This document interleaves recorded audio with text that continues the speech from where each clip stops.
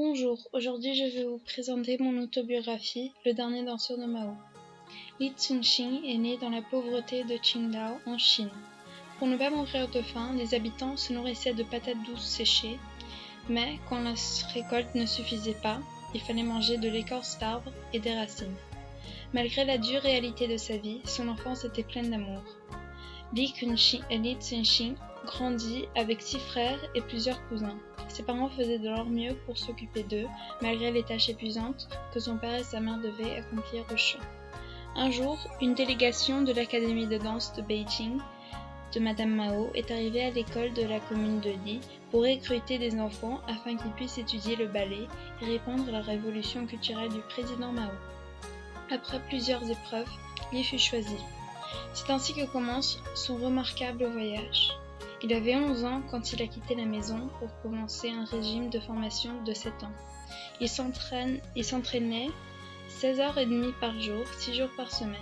Pendant ces 7 années, Li découvrit le monde de la danse.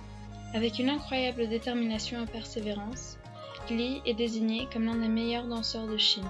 Il est alors découvert par Ben Stevenson, un des professeurs les plus respectés au monde et directeur artistique du ballet de Houston. Ben réussit à convaincre le gouvernement chinois à faire le premier échange culturel entre la Chine et les États-Unis. Li est un des premiers étudiants d'échange culturel autorisés à aller en Amérique pour étudier sous le régime de Mao. La visite de Li à Houston change ses vues du monde. En Amérique, Li goûte à la liberté et ses idées sur le ballet et la politique changent. Lorsque Li revient en Chine, il essaye à tout prix de revenir aux États-Unis. Il reçoit enfin la permission d'y revenir pendant 1 an. Cependant, quand Li doit retourner en Chine pour la 2e fois, il refuse. Il visite le consulat chinois pour négocier sa situation accompagné d'un avocat. Il est alors enfermé dans le consulat chinois à Houston. Cela crée une impasse entre les Chinois et le gouvernement américain. Même George Bush, alors vice-président des États-Unis, est intervenu. Les agents du FBI encerclent le consulat et sous pression, le consul chinois lui accorde le droit de rester. Malheureusement, Li ne peut plus retourner en Chine. Il cesse donc de se communiquer avec sa famille. Mais est-ce que cela va durer pour toujours? Je ne vais pas vous raconter la fin de l'histoire, mais je vais vous lire mon passage préféré.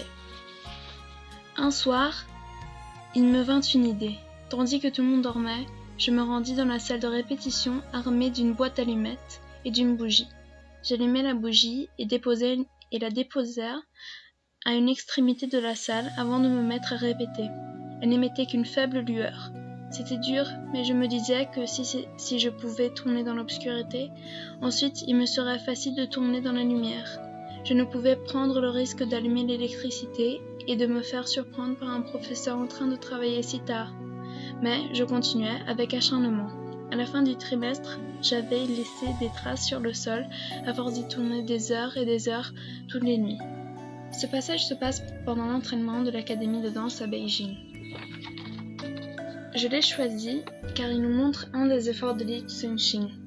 Je ne sais pas trop pourquoi, mais il m'a beaucoup motivé à lire, à dessiner et même à étudier plus. Je vous conseille de lire ce livre car il est non seulement captivant, mais il nous apprend beaucoup de choses. Je vous laisse regarder le reste de cette vidéo en paix. Au revoir.